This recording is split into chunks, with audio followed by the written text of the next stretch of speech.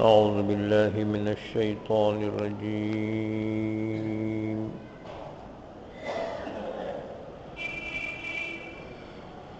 بسم الله الرحمن الرحيم.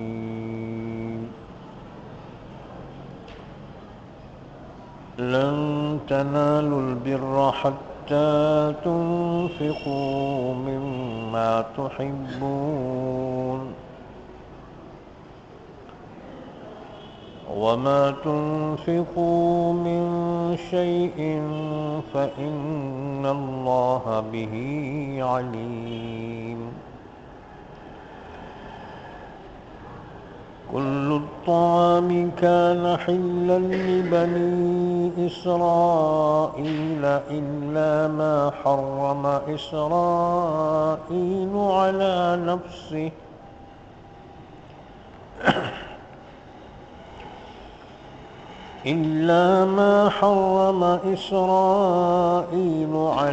نفسه من قبل أن تنزل التوراة. قل فأتوا بالتوراة فاتلوها إن كنتم صادقين. فمن افترى على الله الكذب من بعد ذلك فأولئك هم الظالمون. قل صدق الله فاتبعوا ملة إبراهيم حنيفا وما كان من المشركين. إن أول بيت وضع للناس للذي ببكة مباركا وهدى للعالمين. فيه آيات بينات مقام إبراهيم ومن دخله كان آمنا. ولله على الناس حج البيت من استطاع إليه سبيلا ومن كفر فإن الله غني عن العالمين. قل يا أهل الكتاب لم تكفرون بآيات الله والله شهيد على ما تعملون. قل يا أهل الكتاب لم تصدون عن سبيل الله من آمن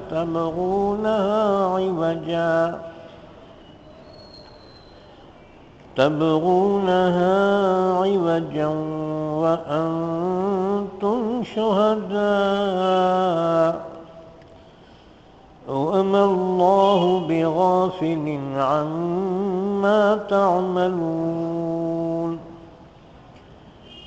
يا أيها الذين آمنوا إن تطيعوا فريقا من الذين أوتوا الكتاب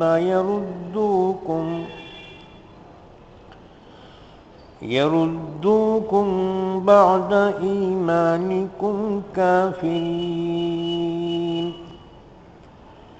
وكيف تكفرون وأنتم تتلى عليكم آيات الله وفيكم رسوله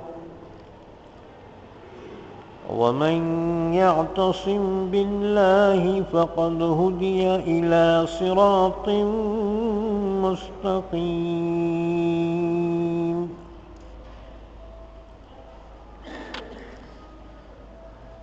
پناہ میں آتا ہوں میں اللہ کی شیطان مردود سے۔ شروع کرتا ہوں میں اللہ کے نام سے جو بڑا مہربان نہایت رحم کرنے والا ہے۔ لن تنالوا البر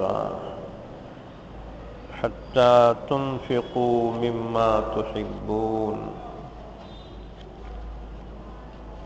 ہرگز نہ حاصل کر سکو گے نیکی میں کمال جب تک کہ نہ خرچ کرو اپنی پیاری چیزوں کو، اور جو چیز تم خرچ کرو گے تو بے شک اللہ اس کو جاننے والا ہے۔ تمام کھانے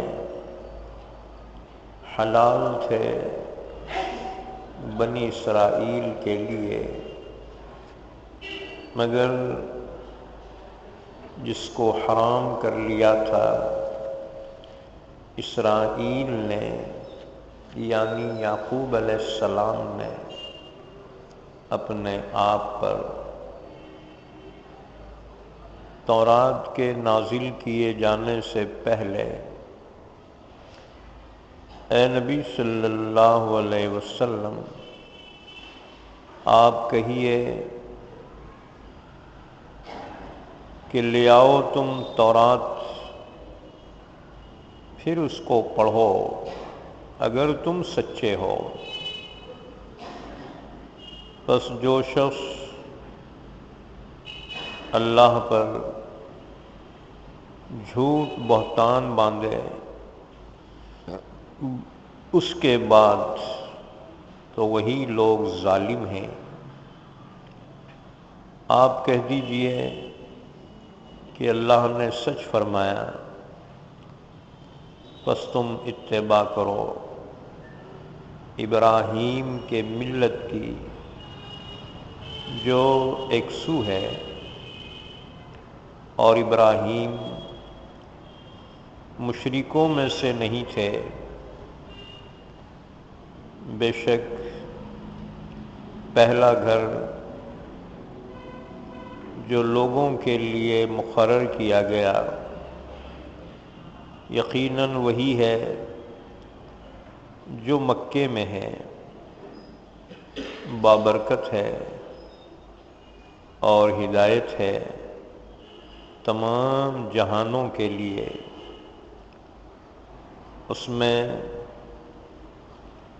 واضح نشانیاں ہیں، مقام ابراہیم ہے،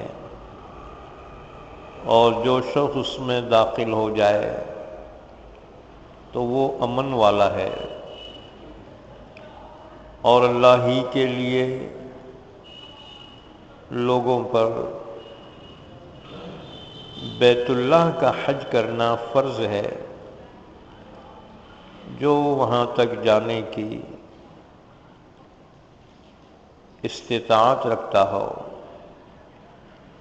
اور جو انکار کر دے تو بے شک اللہ بے نیاز ہے تمام جہانوں سے۔ آپ کہہ دیجئے نبی صلی اللہ علیہ وسلم، اے اہل کتاب، کیوں انکار کرتے ہو تم اللہ کی آیتوں کا، حالانکہ اللہ گواہ ہے اس پر جو کچھ تم کرتے ہو۔ آپ کہہ دیجئے نبی صلی اللہ علیہ وسلم، اے اہل کتاب، کیوں روکتے ہو تم اللہ کی راہ سے اس شخص کو جو ایمان لے آئے، چاہتے ہو تم اس میں ٹیڑھا پن، اور تم تو گواہ ہو، اور اللہ غافل نہیں ہے اس سے جو کچھ تم کرتے ہو۔ اے ایمان والو، اگر تم کہا مان لو اہل کتاب میں سے کسی گروہ کا، تو وہ لوٹا دیں گے تم کو تمہارے ایمان کے بعد کافر بنا کر، اور کیوں کر تم انکار کر سکتے ہو حالانکہ تم پر اللہ کی آیتیں تلاوت کی جاتی ہیں اور تم میں رسول اللہ کے رسول موجود ہیں، اور جو شخص اللہ کو مضبوطی سے تھام لے تو یقیناً اس کو ہدایت دی گئی سیدھے راستے کی طرف۔ لن تنالوا البر حتی تنفقوا مما تحبون، یہ سورہ آل عمران کی آیت نمبر 92 سے لے کر آیت نمبر 101 تک پڑھی گئی ہیں، اور یہ چوتھے پارے کی ابتدائی آیتیں ہیں۔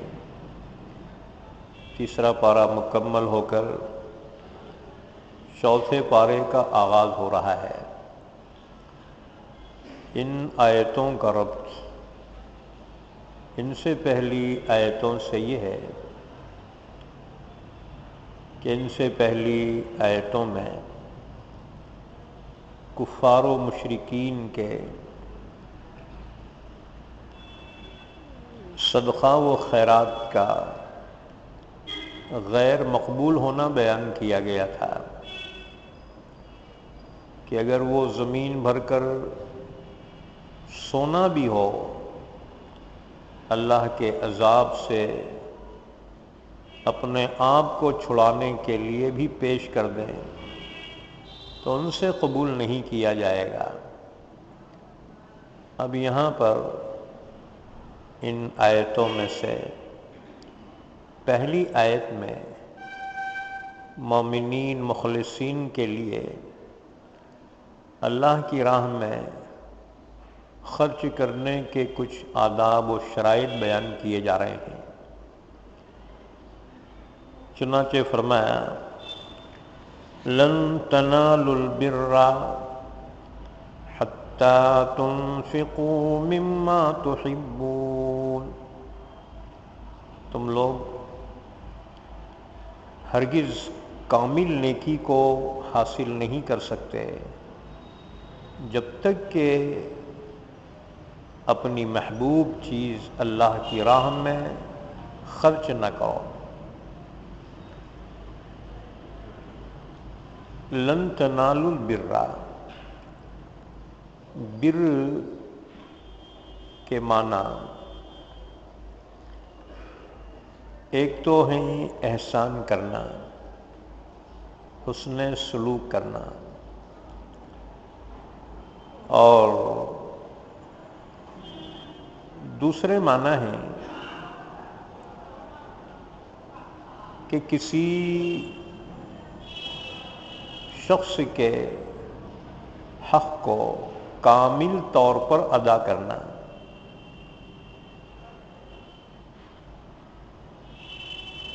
اس کا ذکر اللہ نے سورہ بقرہ کی آیت نمبر 167 میں بھی فرمایا، اور وہاں پر نیکیوں کی فہرست بیان کی گئی۔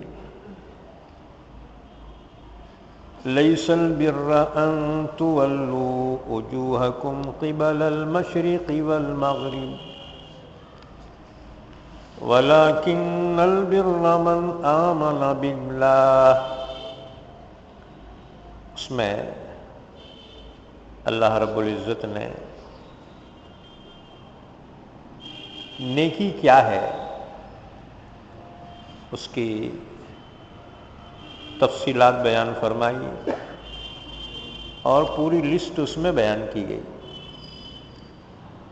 کہ نیکی صرف اسی میں نہیں ہے کہ تم اپنے چہروں کو مشرق یا مغرب کی جانب پھیر لو، بلکہ نیکی کی تفصیلات یہ ہے، لیس البر ان تولوا وجوہکم قبل المشرق والمغرب۔ بیت المقدس سے جب بیت اللہ قبلہ تبدیل کیا گیا، اس پر یہود نے، نصارہ نے اور مشرکین مکہ نے اعتراضات کیے کہ ان کا مذہب کوئی مستقل نہیں ہے، کبھی ادھر رخ کر کے پڑھ رہے ہیں، کبھی ادھر رخ کر کے، کل کو پھر بدل جائیں گے۔ اللہ نے ان کے جواب میں نیکی کی تفصیلات بیان کی، فرمایا وَلَكِنَّ الْبِرَّ مَنْ آمَنَ بِاللَّهِ وَالْيَوْمِ الْآخِرِ وَالْمَلَائِكَةِ وَالْكِتَابِ وَالنَّبِيِّينَ۔ لیکن نیکی یہ ہے، ایمان لائے اللہ پر اور آخرت کے دن پر اور تمام فرشتوں پر، تمام اللہ کی کتابوں پر اور تمام انبیاء کرام پر۔ یہ ایمانیات کا بیان ہے۔ وَآتَى الْمَالَ عَلَى حُبِّهِ ذَوِي الْقُرْبَى وَالْيَتَامَى وَالْمَسَاكِينَ وَابْنَ السَّبِيلِ وَالسَّائِلِينَ وَفِي الرِّقَابِ۔ اسی طرح سے نیکی کا دوسرا شعبہ ہے جو معاملات سے متعلق ہے کہ تم اپنا مال اللہ کی محبت میں اپنے عزیزوں کو، رشتہ داروں کو اور یتیموں کو، محتاج اور غریبوں کو اور مسافر اور مہمانوں کو اور مانگنے والوں کو اور غلام کی آزادی میں اپنے مال کو خرچ کرو۔ اس سے مقصود محض اللہ ہی کی محبت ہو، علی حبہ، اللہ کی محبت میں، یہ ہے نیکی۔ اسی طرح سے تیسرا شعبہ وَأَقَامَ الصَّلَاةَ وَآتَى الزَّكَاةَ، عبادات کی بھی پابندی کرو۔ عبادات میں سے خاص طور سے اہم ترین عبادات میں نماز اور زکوٰۃ کو بیان فرمایا کہ یہ بھی نیکی کا شعبہ ہے۔ وَالْمُوفُونَ بِعَهْدِهِمْ إِذَا عَاهَدُوا، اسی طرح سے اخلاقیات، یہ بھی نیکی کا ایک شعبہ ہے کہ جب کسی سے عہد کرو تو اس کو پورا کرو، عہد شکنی نہ کرو، خلاف ورزی نہ کرو۔ وَالصَّابِرِينَ فِي الْبَأْسَاءِ وَالضَّرَّاءِ وَحِينَ الْبَأْسِ، مصیبت میں مبتلا ہو جاؤ یا بیماری میں مبتلا ہو جاؤ یا اسلام دشمنوں سے دو دو ہاتھ ہو جائیں، اس میں جو تکلیف پہنچے اس پر صبر کرو اور ثابت قدم رہو، یہ بھی نیکی کا ایک شعبہ ہے۔ جب یہ سب کر چکو، اللہ نے فرمایا اولئک الذین صدقوا، یہ ہیں وہ لوگ جو سچے ہیں، یعنی حقیقی مسلمان یہی ہیں، اسلام کے تمام شعبوں پر عمل پیرا ہوں، اور اسلام کے تمام شعبے یہ سب نیکی کے عنوانات ہیں۔ وَأُولَئِكَ هُمُ الْمُتَّقُونَ، ان تمام پہ عمل کرنے والے ہی سچے ایمان والے ہیں اور پرہیزگار متقی یہی لوگ ہیں۔ تو بر کے معنی ہیں نیکی کے۔ اچھا، نیکی کرنے والا اس کو کہیں گے بر، اور بار اس کے معنی ہیں نیکی کرنے والا۔ برن کی جمع ہے ابرار۔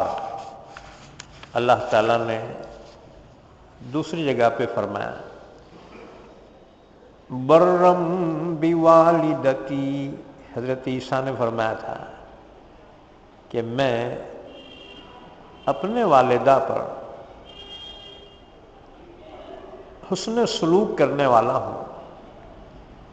حضرت یحییٰ نے فرمایا تھا وَبَرًّا بِوَالِدَيْهِ، اپنے والدین کے بڑے فرما بردار تھے، حسن سلوک کرنے والے تھے کہ ماں باپ کی خدمت کا انہوں نے حق ادا کیا۔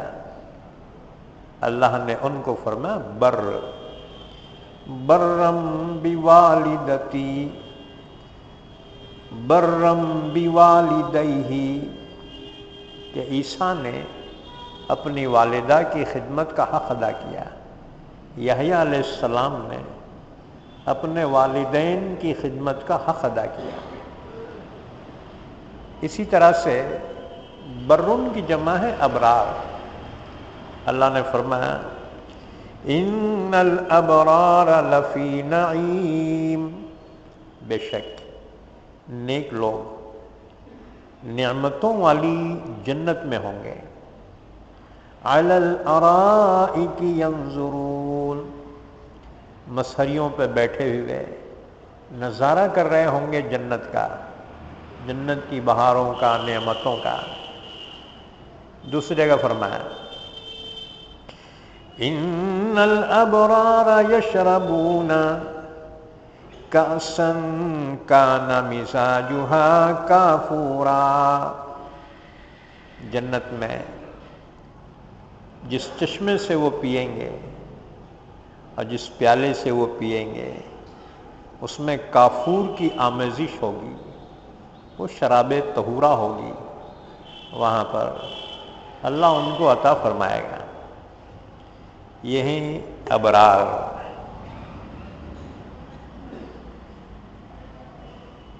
اب رہ گئی یہ بات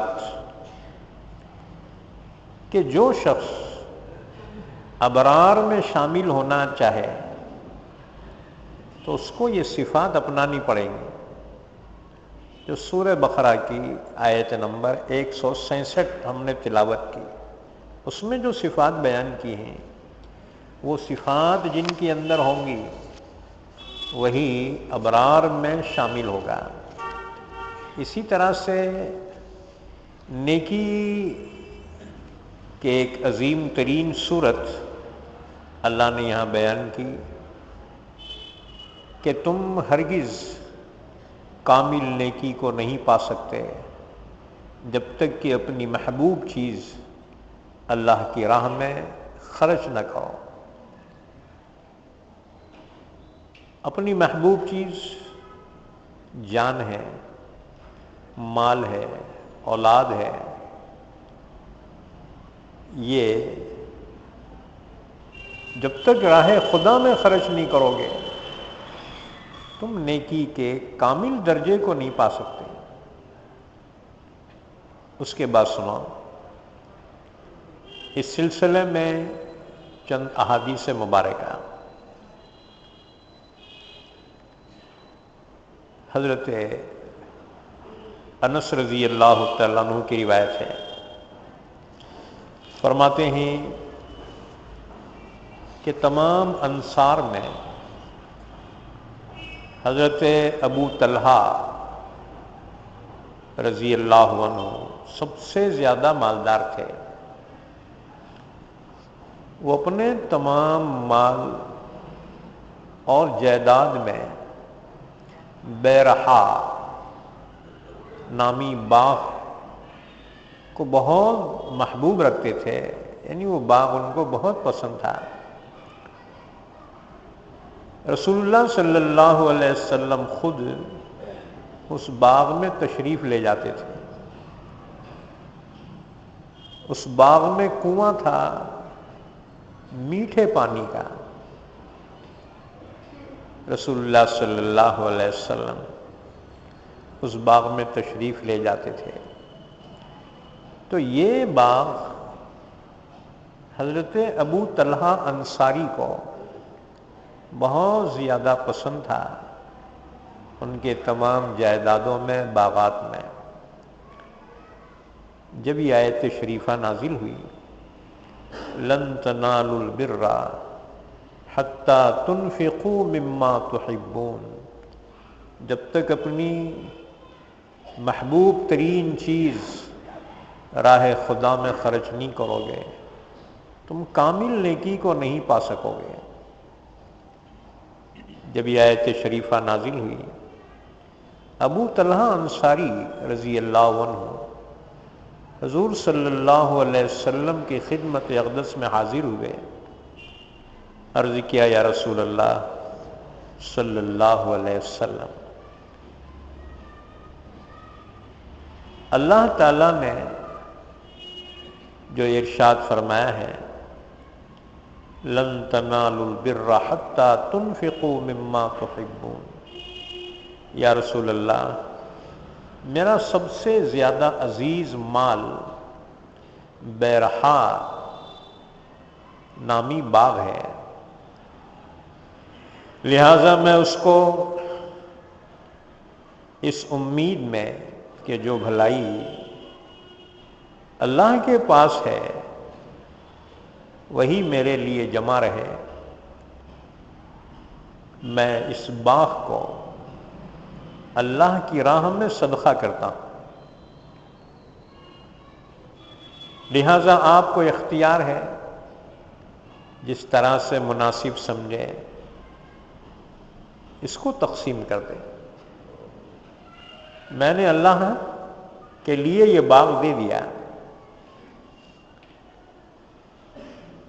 اتنا عظیم باغ، مدینے کے باغات میں سب سے بہترین باغ، قیمتی باغ۔ اللہ کے نبی صلی اللہ علیہ وسلم نے جب ابو طلحہ انصاری کی پیشکش کو سنا تو فرمایا واہ واہ، یہ بہت ہی فائدہ مند مال ہے، اس سے لوگوں کو بہت فائدہ ہوگا۔ پھر فرمایا میری رائے یہ ہے کہ تم اس باغ کو اپنے رشتہ داروں میں تقسیم کر دو۔ حضرت ابو طلحہ نے فرمایا بہت اچھے، اور پھر اسے اپنے عزیزوں میں، چچا زاد میں تقسیم کر دیا۔ یہ روایت بخاری، مسلم اور مسند احمد میں بیان کی گئی۔ اسی طرح سے صحابہ کرام نے اس آیت مبارکہ پر عمل کیا۔ بخاری مسلم کی روایت ہے، جب یہ آیت شریفہ نازل ہوئی لن تنالوا البر حتی تنفقوا مما تحبون، جب تک اپنے محبوب چیز اللہ کی راہ میں خرچ نہیں کرو گے تم نیکی کے کامل درجے کو نہیں پا سکتے۔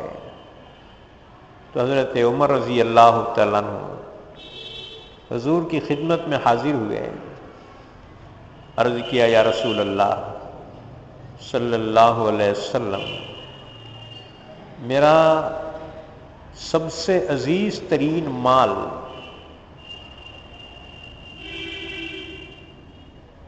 خیبر میں زمین کا ایک حصہ ہے۔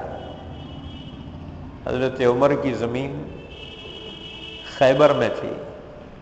حضرت عمر نے عرض کیا یا رسول اللہ صلی اللہ علیہ وسلم، میرا سب سے زیادہ عزیز مال وہ زمین ہے جو خیبر میں ہے، میں اسے اللہ کی راہ میں خرچ کرتا ہوں۔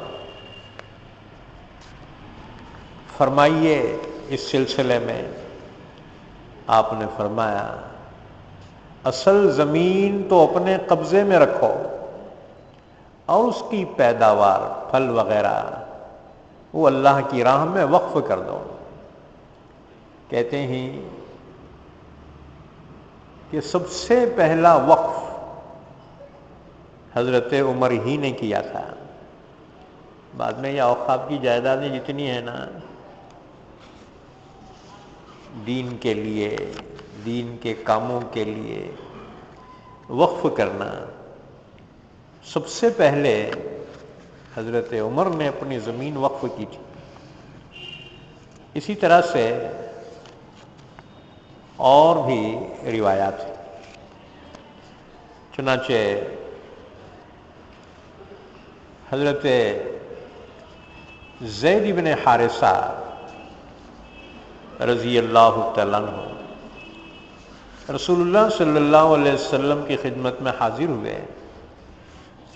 ایک عمدہ گھوڑا جو ان کو بہت پسند تھا حضور کی خدمت میں پیش کیا۔ یا رسول اللہ صلی اللہ علیہ وسلم، اللہ کا حکم ہے کہ اپنی محبوب ترین چیز راہ خدا میں خرچ کرو تو نیکی کا کامل حصہ تمہیں اللہ عطا فرمائے گا۔ یا رسول اللہ، مجھے یہ اپنا گھوڑا بہت پسند ہے، میں اسے اللہ کی راہ میں دیتا ہوں۔ اللہ کے نبی نے فرمایا بہت اچھے، آپ نے قبول کیا اور ان کے بیٹے اسامہ بن زید رضی اللہ تعالیٰ عنہ کو بلا کر وہ گھوڑا ان کو دے دیا۔ حضرت زید نے دیکھا یہ تو گھر میں ہی واپس آ گیا۔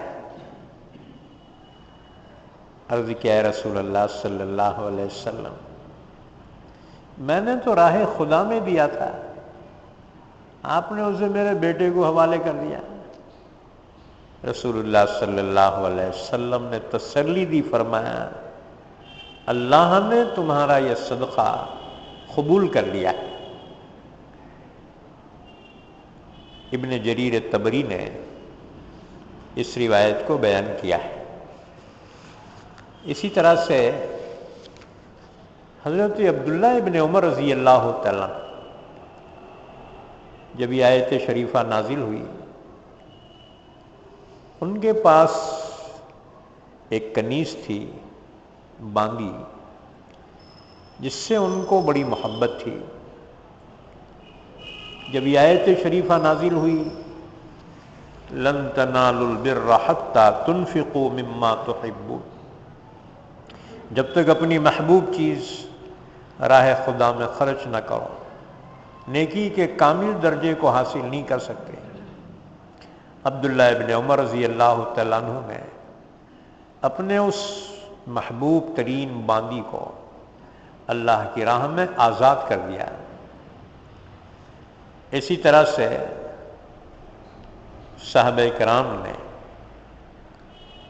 آیت شریفہ پر دل و جان سے عمل کیا، اپنی محبوب ترین چیز اللہ کی راہ میں قربان کی۔ یاد رکھو اس آیت شریفہ میں اللہ کی راہ میں خرچ کرنے کی ترغیب دی گئی ہے۔ وَمَا تُنْفِقُوا مِنْ شَيْءٍ فَإِنَّ اللَّهَ بِهِ عَلِيمٌ، جو چیز بھی تم راہ خدا میں خرچ کرو گے اللہ اس کو جاننے والا ہے، یعنی اس کا اجر ضرور عطا فرمائے گا۔ اسی طرح سے خرچ کرنا دو طرح سے ہے، ایک تو فرض ہے یعنی زکوٰۃ، یہ تو کمپلسری ہے، اور دوسرے نفل خیرات ہے، صدقات ہیں۔ اللہ کی راہ میں خرچ کرنے کا عنوان دونوں کو شامل ہے کہ جو مالدار صاحب نصاب ہیں وہ پابندی سے، خوش دلی سے زکوٰۃ ادا کریں، اور جو صاحب نصاب نہیں ہے، روزانہ روز کھانا ہے، نصاب کی اتنا مال نہیں ہے، تو اس کے لیے یہ ہے کہ وہ بھی خیر خیرات کرتا رہے،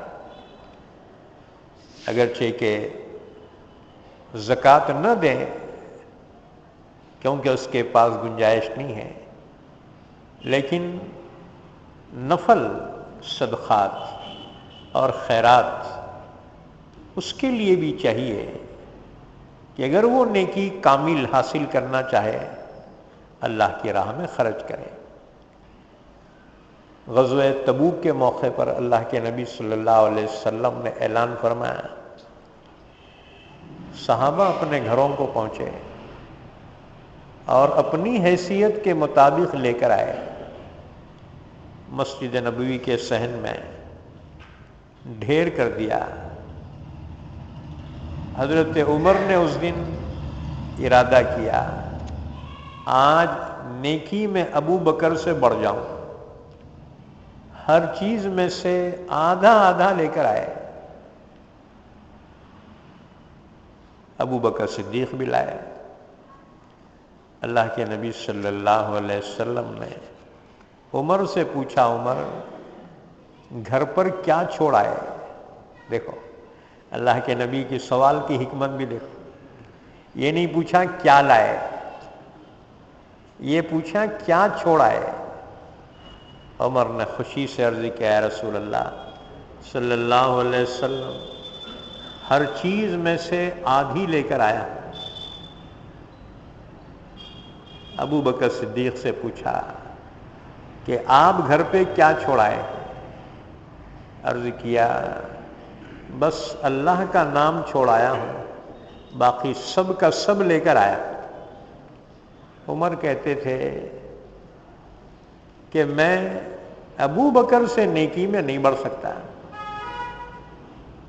اچھا، عثمان غنی 1000 دینار لے کر آئے۔ 1000 دینار، دینار کسے بولتے ہیں؟ سونے کے سکے کو بولتے ہیں، اور درہم چاندی کے۔ تو 1000 دینار اس دن لا کر پیش کیا، اللہ کے نبی صلی اللہ علیہ وسلم کے گود میں ڈالا۔ اللہ کے نبی ان کو الٹ پلٹ کر رہے تھے، بہت خوشی سے فرما رہے تھے اب عثمان چاہے جو کرے، اللہ نے اسے تو معاف کر دیا۔ آج کی نیکی اللہ کو بہت پسند۔ پھر عثمان غنی نے 1000 اونٹ بھی پیش کیا، رسول اللہ یہ میری جانب سے راہ خدا میں۔ 30,000 کا لشکر تھا تبوک کے موقع پر۔ اچھا، جو غریب صحابہ تھے وہ اس موقف میں نہیں تھے۔ ایک صحابی نے سوچا اس موقع کو نہیں گنوانا چاہیے، کیا کرنا؟ یہودی کے پاس گئے، باغ کا مالک تھا، اس سے کہا کہ کوئی کام مجھے آج دے دے۔ اس نے کہا کام تو کچھ نہیں ہے، بس کنویں میں سے پانی نکال کر میرے باغ کو سیراب کر دے، بس یہی۔ اس کے عوض 2 سیر کھجور تجھے دوں گا۔ راضی ہو گئے، کہا بہت اچھے۔ پوری رات بھر کنویں سے پانی نکالتے رہے اور اس باغ کو سیراب کرتے رہے۔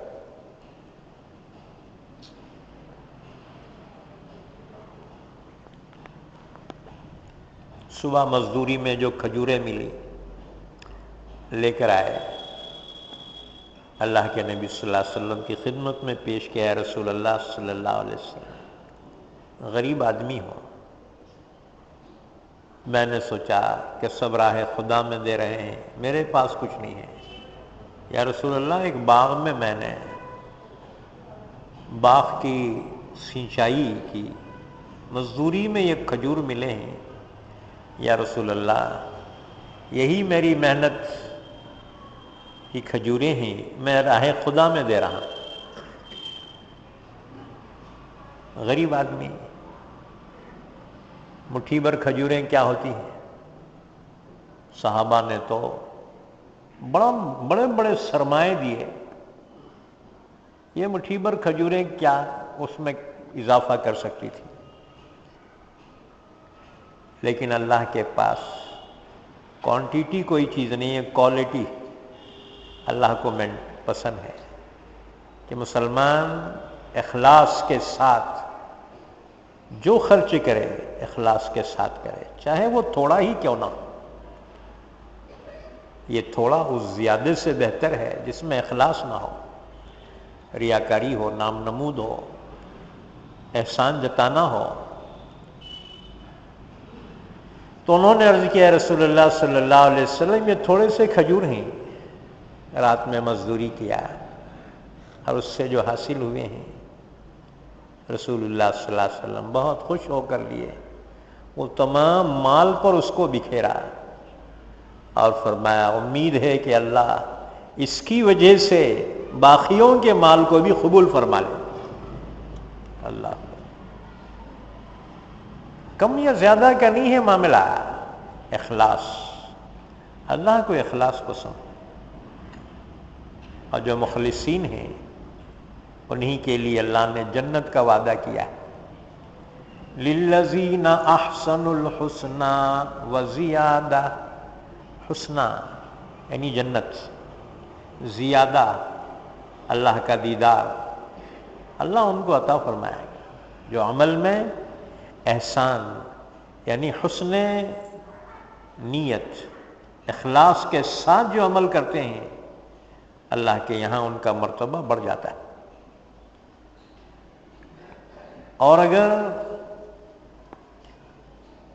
نیت میں اخلاص نہیں ہے تو بڑے سے بڑے اعمال بھی بجائے اللہ کے رحمت کا سبب بننے کے عذاب کا سبب بن جاتے ہیں۔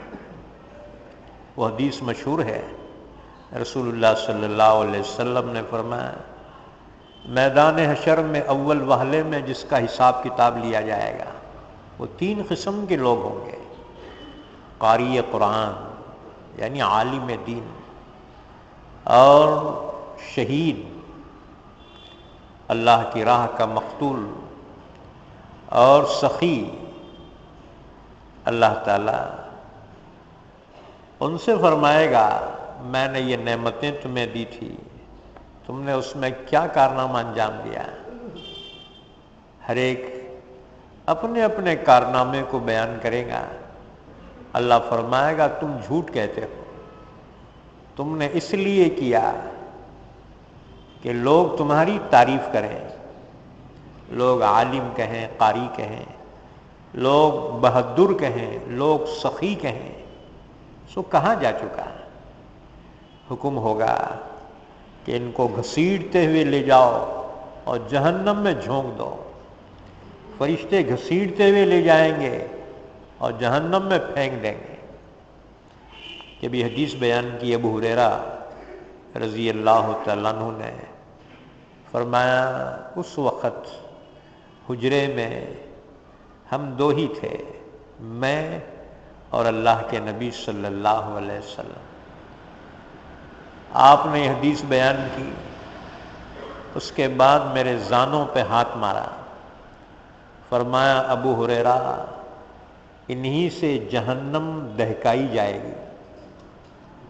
دیکھو بڑے سے بڑا عمل اگر اخلاص نہ ہو تو بجائے اللہ کی رحمت کے اللہ کے عذاب اور غضب کا ذریعہ بنتا ہے۔ اس لیے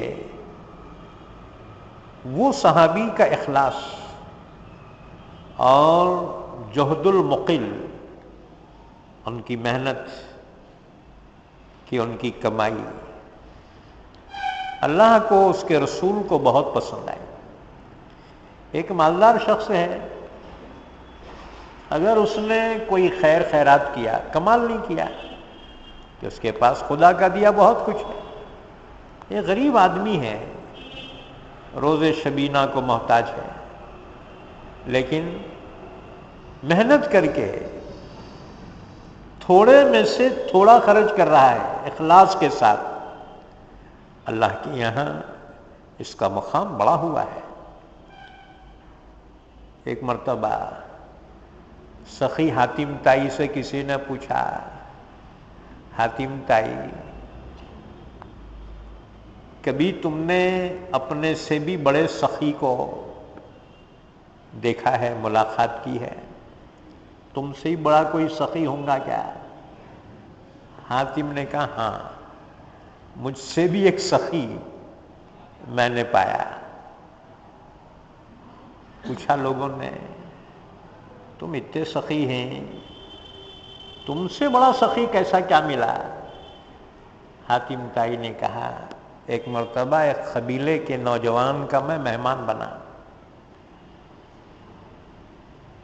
تو اس نے میرے سامنے ایک بکری ذبح کی اور اس کے گوشت کے مختلف حصے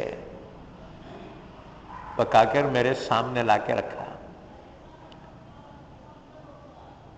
تو ان میں سے مجھے کلیجی بہت پسند تھی، تو میں وہ کلیجی کو بڑی دلچسپی سے کھایا.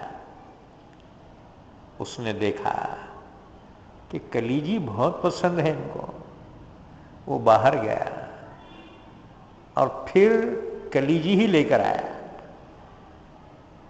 اور پیش کیا. تو میں اس کو بڑی دلچسپی سے کھانے لگا. وہ پھر باہر گیا اور کلیجی لے کر آیا. تقریباً 10 مرتبہ اس نے لایا، 10 مرتبہ.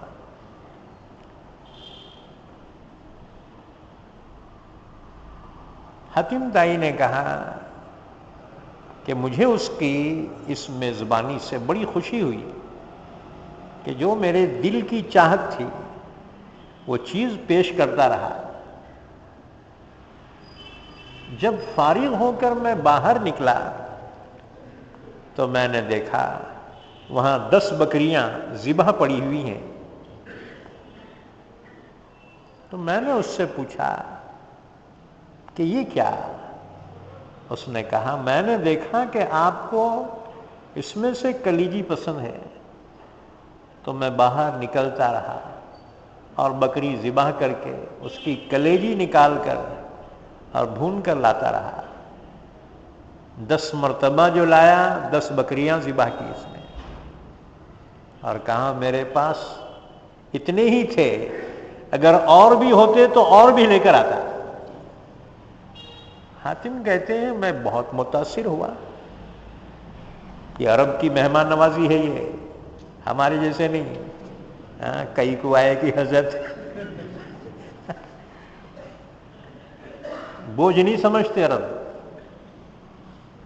2 قومیں مہمان نواز ہوتی، ایک عرب اور دوسرے افغان. افغانی تو لڑتے. ایک صاحب بتائے کہ وہاں پر مہمانوں پہ لڑائیاں ہو گئے، کیونکہ جس بستی میں کوئی مہمان آیا تو جس کے پاس آیا اس کا نہیں رہتا مہمان، پورے گاؤں کا رہتا، پورے گاؤں کا. اب اس پر لڑائیں. آخر جرگے نے فیصلہ کیا کہ ایسا نہیں. پوری بستی کی لسٹ تیار کی گئی اور جو مہمان آئے تو جس کا نمبر آئے وہ اس کے یہاں مہمان رہے گا، پھر دوسرے کا نمبر لگے گا. افغانوں کی اور عربوں کی مہمان نوازی. اچھا، عربوں کی خاص عادت یہ بھی تھی پہلے کہ مہمان جب کھانے کے لیے بیٹھے تو میزبان کا بیٹھنا بھی ضروری تھا. ہم جیسا نہیں، مول صاحب جب تک کھاؤ میں چائے لے کے آتا. نہ، عرب اسے عیب سمجھتے تھے میزبان ساتھ میں ہو. بہرحال حاتم نے کہا مجھے تعجب ہوا اس کی میزبانی پہ. کہ ایک میری خاطر اس نے اپنی 10 بکریاں جو اس کے پاس اتنی ہی تھی پوری کی پوری قربان کر دی۔ لوگوں نے پوچھا پھر آپ نے اس کو کیا بدلہ دیا؟ اس کے بدلے میں آپ نے کیا دیا؟ حاتم نے کہا میں نے خوش ہو کر اس کو 300 اونٹ دیے۔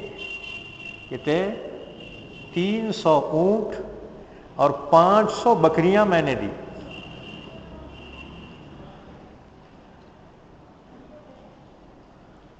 لوگوں نے کہا ارے انہیں 10 ہی بکریاں ذبح کرانا جی، تم 10 کے بدلے میں 300 اونٹ اور 500 بکریاں دیے تو سخی تو تم ہوئے۔ حاتم نے بڑا پیارا جواب دیا، وہ جواب ہی میرے کو سنانا ہے اس لیے واقعہ بیان کیا میں۔ حاتم نے جواب دیا کہ وہ مجھ سے بھی بڑا سخی ہے، اس لیے کہ میں نے بہت میں سے تھوڑا دیا اور اس نے تھوڑے میں سے بہت دے دیا۔ دیکھو تو مالدار اگر خیر خیرات کرے اسے تو کرنا ہی چاہیے، اپنے بہت مال میں سے تھوڑا سا خرچ کرا۔ اللہ نے بھی فرمایا وَمِمَّا رَزَقْنَاهُمْ يُنْفِقُونَ، ہم نے جو ان کو رزق دیا ہے اس میں سے تھوڑا سا خرچ کر رہے ہیں۔ من عربی میں بعض کے معنی میں آتے ہیں، تھوڑے کے معنی میں آتا ہے وَمِمَّا رَزَقْنَاهُمْ يُنْفِقُونَ، ہم نے جو ان کو رزق دیا ہے اس میں سے تھوڑا سا خرچ کر رہے ہیں۔ لیکن غریب جو خرچ کرتا ہے اپنی محنت جد و جہد اپنی ضرورت کے باوجود خرچ کر رہا ہے تو یہ زیادہ اہم ہے۔ بہرحال مومن کی صفت سخی ہے کہ سخی ہی مومن ہے اور بخیل مومن نہیں ہو سکتا، کیونکہ بخیل کے لیے اللہ نے سخت وعید بیان کی۔ الذین یبخلون وَيَأْمُرُونَ النَّاسَ بِالْبُخْلِ فَبَشِّرْهُمْ بِعَذَابٍ أَلِيمٍ، جو لوگ کنجوسی کرتے ہیں اور دوسروں کو بھی کنجوسی کرنے کی ترغیب دیتے ہیں، کہیں کو دے رہے میاں بہت ہو گئے کیا پیسے، دوسروں کو ترغیب نہیں دیتے، خود بھی بخالت کرتے ہیں۔ اللہ نے فرمایا أَرَأَيْتَ الَّذِي يُكَذِّبُ بِالدِّينِ فَذَلِكَ الَّذِي يَدْعُو الْيَتِيمَ وَلَا يَحُضُّ عَلَى طَعَامِ الْمِسْكِينِ، غریبوں کھانا کھلانے پہ ترغیب نہیں دیتا، اتنا کنجوس ہو گیا۔ اللہ کے نبی صلی اللہ علیہ وسلم ہجرت فرما کر جب مدینہ طیبہ تشریف لے گئے، عبداللہ ابن السلام کی روایت ہے، آپ نے سب سے پہلا پیغام جو دیا انسانوں کے نام، آپ نے فرمایا ایھا الناس، اے انسانوں، افشوا السلام، آپس میں سلام کرنے کو رواج دو، وَأَطْعِمُوا الطَّعَامَ، اور کھانا کھلاؤ، غربا کو محتاجوں کو کھانا کھلاؤ۔ پھر اس میں ضروری نہیں ہے کہ مسلمان ہی کو کھلاؤ، کیوں اطعموا الطعام، کھانا کھلاؤ جو بھی محتاج ہے، مسلمان ہے غیر مسلم ہے، جو بھی محتاج ہیں ان کو کھانا کھلاؤ۔ ابراہیم علیہ السلام ایک شخص کو کھانا کھلانے کے لیے پکڑ کے لائے، مجوسی تھا، آتش پرست، 70 سال کا تھا، اسے کہا رے بھائی چل رہے کھانا کھا میرے پاس۔ آیا، کھانا پیش کیا۔ ابراہیم علیہ السلام کے پاس یہ گایاں بیلاں بہت تھے، ان کا کوٹھا ہی تھا، مہمان آیا ذبح کرتے تھے لا کے کھلا دیتے تھے۔ بہرحال کھانا رکھا اور کہا اللہ کا نام لے کر شروع کر۔ اس نے کہا میں اللہ کا نام کہیں لوں، میں مسلمان نہیں ہوں۔ ابراہیم علیہ السلام کو ٹینشن آ گیا کہ اللہ کا نام نہیں لیتا، اٹھ یہاں سے اٹھ، اسے اٹھا دیا۔ انہوں نے بولا کوئی بات نہیں، کیونکہ میں تو مجوسی ہوں، آتش پرست۔ اٹھ گیا، چلے گیا۔ وحی نازل ہوئی، ابراہیم میرے خلیل، تو نے اپنے مہمان کو کیوں اٹھایا؟ جا اس کو بلا۔ ابراہیم نے عرض کیا پروردگار تیرا نام نہیں لیا تھا بول کے اٹھایا۔ اللہ نے فرمایا اس کے باوجود میں اسے 70 سال سے کھلا رہا ہوں کہ میرا نام بھی نہیں لیتا، 70 سال سے میں اس کو کھلا رہا ہوں، تو آج ایک وقت میں اسے اٹھا دیا۔ جا اس کو بلا۔ اب بھاگے ابراہیم علیہ السلام، کدھر گیا ہوں گا؟ گاؤں کے چاروں طرف چکر مارے ہیں، دور جاتے ہوئے دکھا، اسے بلا رہے بھائی ٹھہر رہے، رک رہے، اللہ کے واسطے ادھر آ۔ میں نے پلٹ کے بولا میرے کو ہکال دیے کھانے پہ سے اور کہیں کو بلا۔ میں نے کہا بھائی معاف کر رہے، چل اب کھانا کھا، اللہ کا نام نہیں لیا تو بھی نہیں لیا، کھانا کھا چل۔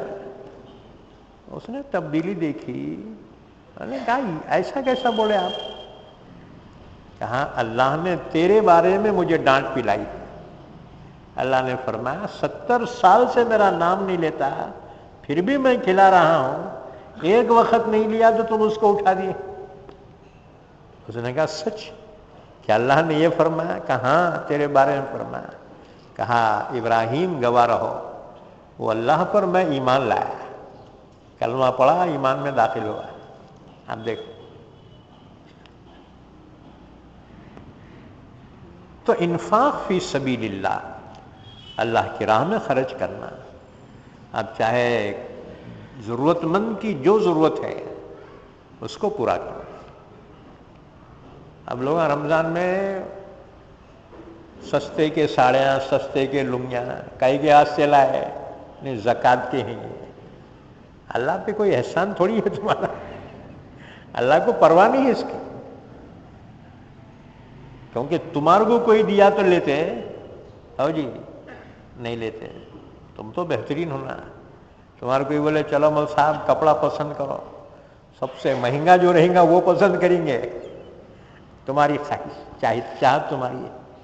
جو اپنے لیے چاہو اپنے بھائی کے لیے وہی چاہو۔ لن تنالوا البر حتى تنفقوا مما تحبون، اپنی پسند کی چیز ہی اللہ کی راہ میں خرچ کرو جسے تم خود نہیں پسند کرتے۔ یہ جگہ فرمایا وَلَسْتُمْ بِآخِذِيهِ إِلَّا أَن تُغْمِضُوا فِيهِ، اللہ نے فرمایا دیکھو ردی چیز اللہ کی راہ میں مت دو، کیونکہ اگر تمہارے کو کوئی دیا تم لیتے۔ اللہ نے بیان فرمایا تیسرے پارے میں ہے وَلَسْتُمْ بِآخِذِيهِ إِلَّا أَن تُغْمِضُوا فِيهِ، اگر ایسی ردی چیز تمہارے کوئی دیا تم لیتے؟ ہاں چشم پوشی کرتے ہوئے لے لو گے کہ کسی کا آنا ہے، اس کے پاس اتچ ہے، اتچ صحیح، میں تو انہیں ڈبا دیتا، یہ اور بات ہے، لیکن تم دل سے خراب چیز نہیں لیتے، تو پھر راہ خدا میں جب دو تو اپنی محبوب چیز، اپنی پسند کی چیز ہی دوسروں کو دو جس کو تم پسند کرتے ہو۔ رسول اللہ صلی اللہ علیہ وسلم نے فرمایا تم میں سے کوئی اس وقت تک مومن نہیں ہو سکتا جب تک کہ اپنے بھائی کے لیے وہ چیز نہ چاہے جو خود اپنے لیے چاہتا، یعنی اپنے بھائی کے لیے وہی چیز پسند کرے جو اپنے لیے پسند کرتا۔ اب خیر خیرات میں بھی جو ہے اس میں کئی کیٹیگری رکھے گئے،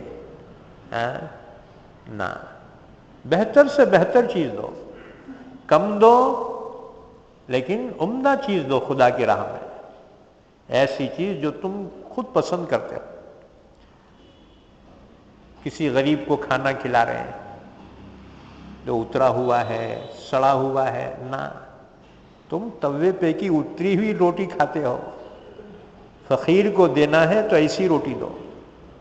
یاد رکھو، تم جو اپنے لیے پسند کرو اللہ کی راہ میں ایسی ہی چیز دو. اس کے بغیر تم نیکی کے کامل درجے کو نہیں پا سکتے. ثواب مل جائے گا لیکن جو کامل درجہ ہے وہ حاصل نہیں ہو سکتا. اسی کو فرمایا. حضرت عبداللہ ابن عمر رضی اللہ تعالیٰ عنہ بیمار ہو گئے. دلی تمنا ہوئی انگور کھانے کی. گھر والوں کو پتہ چلا. 1 درہم کا انگور کا گچھا خرید کر لائے اور کہا جی آپ کی تمنا ہے کھا لیجئے. ابھی توڑے بھی نہیں تھے، دروازے پہ فقیر آیا اور کہا جی اللہ کے واسطے کچھ تو بھی دو. عبداللہ ابن عمر نے فرمایا یہ گچھا اٹھا کے دے دو، یہ انگور کا خوشا یہ دے دو. گھر والے بولے جی ہم آپ کے واسطے لائے تھے، آپ کی تمنا خواہش تھی. آپ نے فرمایا اس فقیر کو دو. لن تنالوا البر حتى تنفقوا مما تحبون. اپنی محبوب چیز جب تک تم خرچ نہیں کرو گے راہ خدا میں نیکی کے کامل درجے کو نہیں پا سکتے. فرمایا یہ انگور کا خوشا اٹھا کے دے دو. اب حکم تھا، گھر والے اٹھا کے دے دیے. گھر والے ہوشیار تھے، دوسرے دروازے جا کے فقیر کو بولے ارے گچھا کتنے میں دیتا رہے ہمارے کو، تیرے کو تو خیرات میں ملا، بیچتا کیا؟ انہوں نے بولا ہاں بیچتا ہوں. کتنے میں؟ 1 درہم میں. 1 درہم دے دیے. گچھا لائے پھر پیش کیا عبداللہ ابن عمر رضی اللہ تعالیٰ عنہ کی خدمت میں. فقیر بھی بدماش تھا، انہیں ہو رہا ہے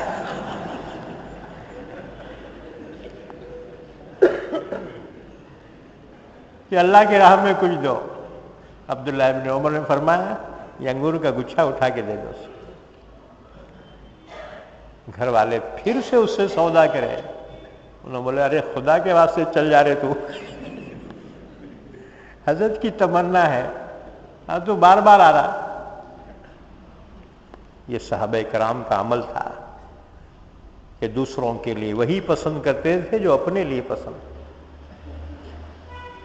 اس لیے امت میں سب سے اعلیٰ درجہ صحابہ کرام کا ہے کہ قرآن پاک ان کے درمیان نازل ہوا، انہوں نے قرآن پہ عمل کیا، عمل کا حق ادا کیا صحابہ نے. اللہ نے فرمایا لن تنالوا البر حتى تنفقوا مما تحبون. ایک بات یاد رکھو، اللہ کی راہ میں خرچ کرنا مطلق نہیں بلکہ حلال طیب چیز. یا ایھا الذین آمنوا انفقوا مما کسبتم حلالا طیبا. جو اللہ کی راہ میں خرچ کرو نا حلال ہو پاکیزہ ہو، حلال ہو جائز ہو. پاکیزہ سے مراد یہاں جائز. کیا مطلب؟ اب رشوت میں 1000 روپے ملے، اب انہیں مسجد کے مدرسے کے چندے میں ڈالا، 100 روپے چندہ دے رہا. یہ حرام میں سے دے رہا، اس پہ ثواب نہیں ہے. یاد رکھو رشوت حرام ہے، حرام میں سے انہیں خرچ کر رہا ہے. کیا غریبوں کو لٹا رہا، کیا جو ہے خیر خیرات چل رہی ہے. کون سا پیسہ دے رہا؟ رشوت کا. نہ، یہ قابل قبول نہیں ہے. یاد رکھو. اسی طرح چور خیرات کرتے پھر رہے. یہ نیکسلیٹاں کیا کرتے معلوم ہے؟ مالداروں سے زبردستی لیتے، آدھا غریبوں میں تقسیم کرتے. ہم لوگوں کا مطلب کیا سخی ہے جی، کہے کہ ٹھیک ہے سخی، اپنے جیب سے دیے تو معلوم ہوتا.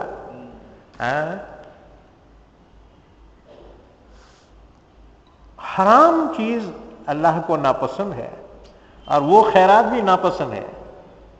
جائز ہو، حلال ہو، طیب ہو، اس میں سے خرچ کرو. اچھا، تیسری چیز، جو چیز خرچ کرو اللہ ہی کے واسطے کرو، اپنا کوئی مفاد اس میں نہ ہو. اللہ کی محبت میں، اللہ کے حکم پہ عمل کرنے کی نیت سے خرچ کرو. وَيُطْعِمُونَ الطَّعَامَ عَلَى حُبِّهِ مِسْكِينًا وَيَتِيمًا وَأَسِيرًا. حضرت علی کرم اللہ وجہہ اور حضرت فاطمہ کے مکان میں بچے بیمار ہو گئے، حسن حسین بیمار ہو گئے.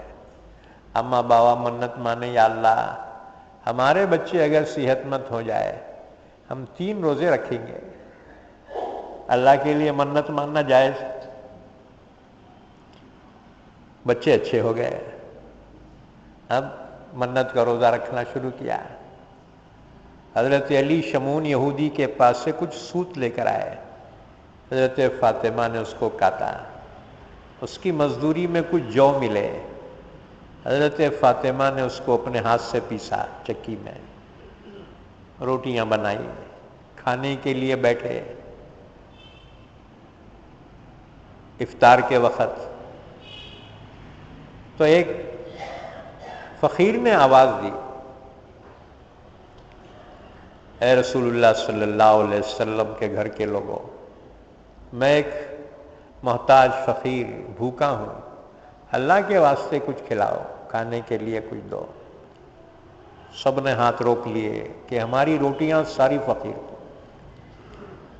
سب دے دیے. دوسرے دن پھر پانی پی کے روزہ شروع ہوا. ہم بولیں گے ایسا کیسا روزہ؟ طاقتور لوگ تھے، ہمارے جیسے کمزوروں کو حلق تک کھائے تو بھی بھوک لگتی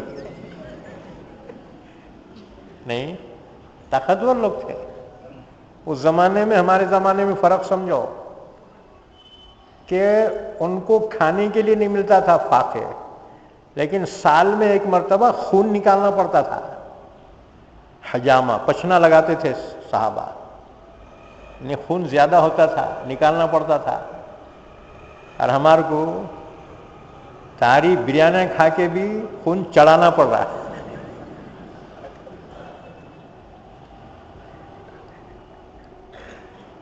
ایسے ہم کمزور زمانے میں پیدا ہوئے ہیں. بہرحال وہ روٹیاں سب دے دی فقیر کو. پانی پی کر پھر روزہ شروع ہوا.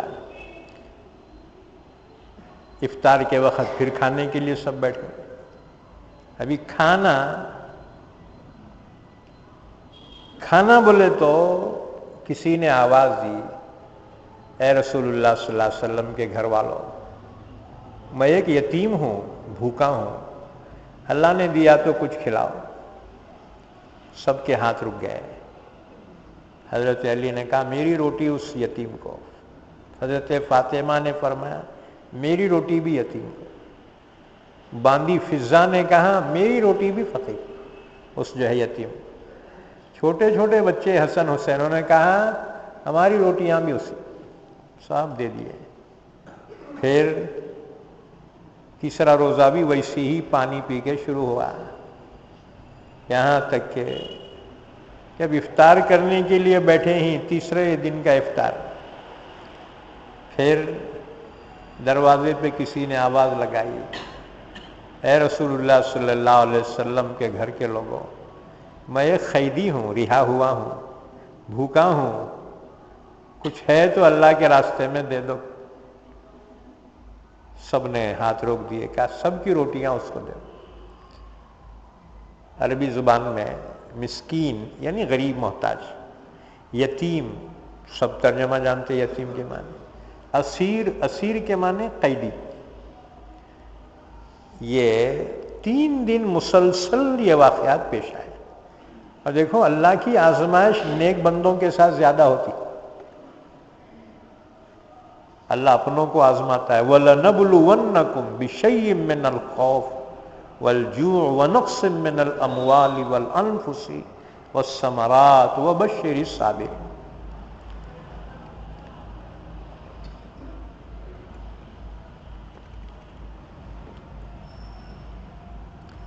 تین دن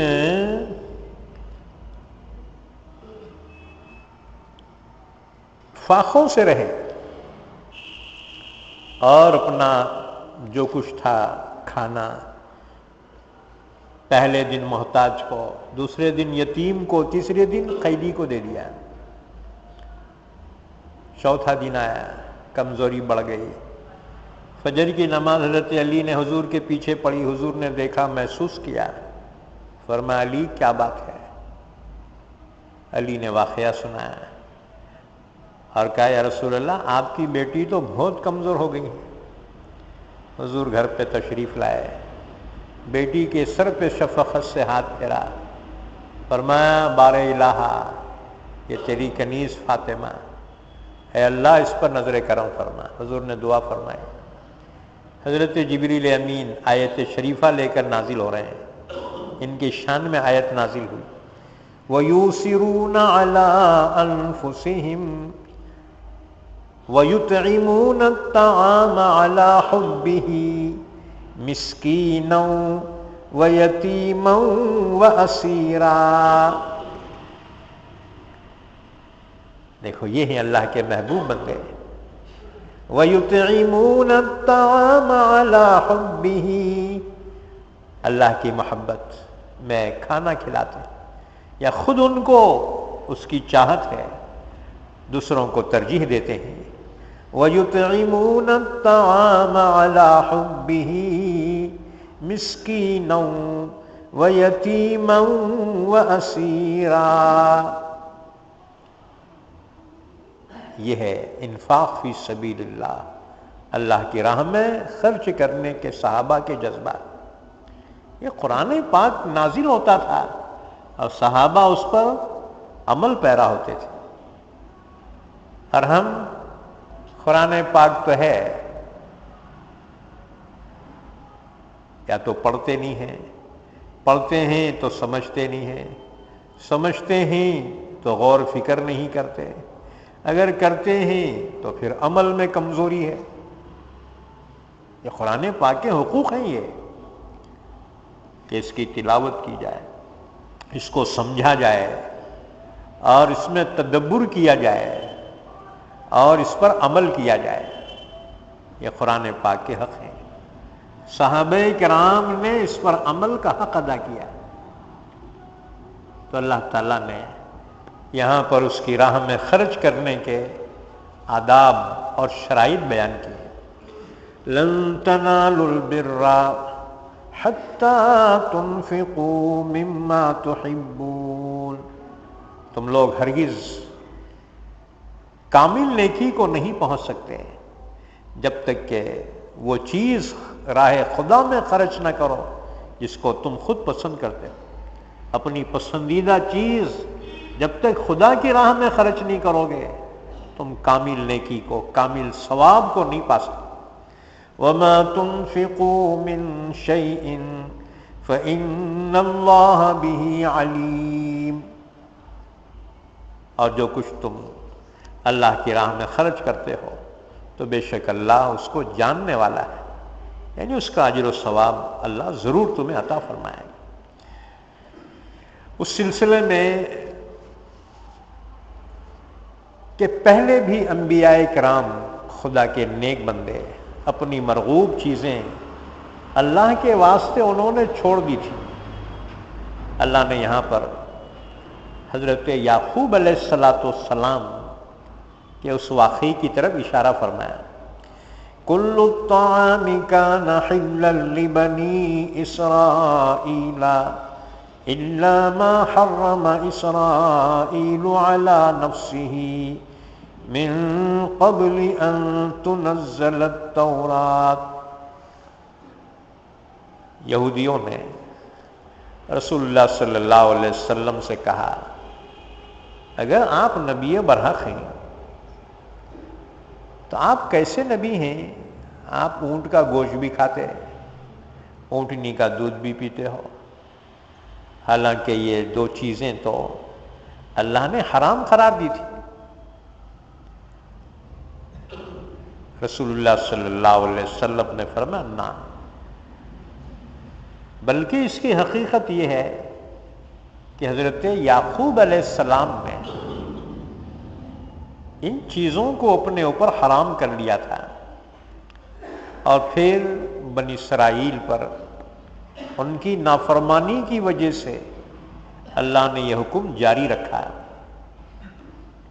حضرت عیسیٰ علیہ السلام تشریف لائے، آپ کی شریعت نے اس پچھلی شریعت کو منسوخ کر دیا۔ یہودی کہنے لگے نا جی، حضرت نوح علیہ السلام سے ہی یہ چیزیں حرام تھی۔ اللہ نے ان کے جواب میں یہ آیتیں نازل فرمائیں، اے نبی صلی اللہ علیہ وسلم آپ ان سے کہیے اپنے دعوے پہ دلیل لے کر آئے، لاؤ تورات، بتاؤ اس میں ایسا ہے کیا؟ نہیں ہے۔ اس کے بعد پھر حقیقت بیان کی گئی، فرمایا کل الطعام کان حلا لبنی اسرائیل، تمام قسم کے کھانے بنی اسرائیل کے لیے حلال قرار دیے گئے تھے، الا ما حرم اسرائیل علی نفسہ، مگر وہ کھانا جو حضرت اسرائیل یعنی یعقوب علیہ السلام نے اپنے اوپر حرام کر لیا تھا، اونٹ کا گوشت اور اونٹنی کا دودھ۔ یہ البتہ بنی اسرائیل پر بعد میں یہ حکم جاری رہا اور بنی اسرائیل کے لیے بھی حرام کیا گیا۔ اب رہ گئی یہ بات کہ حضرت یعقوب علیہ السلام نے اونٹ کا گوشت اور اونٹنی کا دودھ اپنے اوپر حرام کیوں کر لیا تھا؟ یاد رکھو، اس کی تفصیل یہ ہے کہ حضرت یعقوب علیہ السلام، انہی کو اسرائیل بھی کہا جاتا ہے، یہاں پر یعقوب علیہ السلام کا نام اسرائیل بیان کیا گیا۔ اسرا کے معنی عبد اور ایل کے معنی اللہ، عبرانی زبان کا لفظ ہے یہ، تو اسرائیل کے معنی ہوئے عبداللہ۔ یہ حضرت یعقوب علیہ السلام کا نام، ایک نبی کے دو نام، یعقوب اور اسرائیل، جیسے ہمارے نبی کے کئی نام ہیں، صفاتی نام۔ تو حضرت یعقوب علیہ السلام بیمار ہو گئے۔ کیا مرض تھا؟ عرق النساء، عرق النساء کی بیماری میں مبتلا ہو گئے۔ عرق النساء ایک رگ ہوتی ہے جو ایڑی سے لے کر کولہے تک ہوتی ہے، ایک رگ ہوتی ہے، یہ رگ اکڑ جاتی ہے، اتنی شدید تکلیف ہوتی ہے، بہت زیادہ۔ اس کو اپنے ہندی میں لنگڑی کا درد بھی کہتے ہیں، اور اصطلاح میں حکیموں کے عرق النساء، عرق یعنی رگ، تو یہ رگ جو ہوتی ہے ایڑی سے لے کر کولہے تک، یہ رگ جب اکڑ جاتی ہے انسان چل نہیں سکتا، بہت شدید تکلیف۔ اس مرض میں حضرت یعقوب علیہ السلام مبتلا ہو گئے۔ اس وقت انہوں نے اللہ سے یہ نظر مانی تھی، یا اللہ اگر اس بیماری سے مجھے شفا ہو جائے تو میں اپنی مرغوب چیزیں چھوڑ دوں گا۔ اللہ نے شفا عطا فرمائی، تو ان کی مرغوب غذا تھی اونٹ کا گوشت اور اونٹنی کا دودھ۔ تو انہوں نے یہ دونوں چیزیں چھوڑ دی۔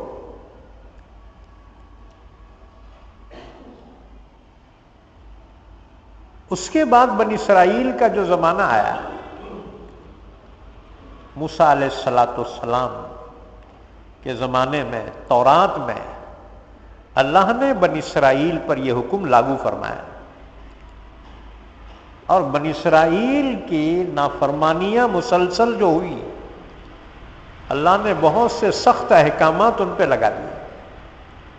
مثلاً چربیاں جانوروں کی ان پہ حرام قرار دی گئی،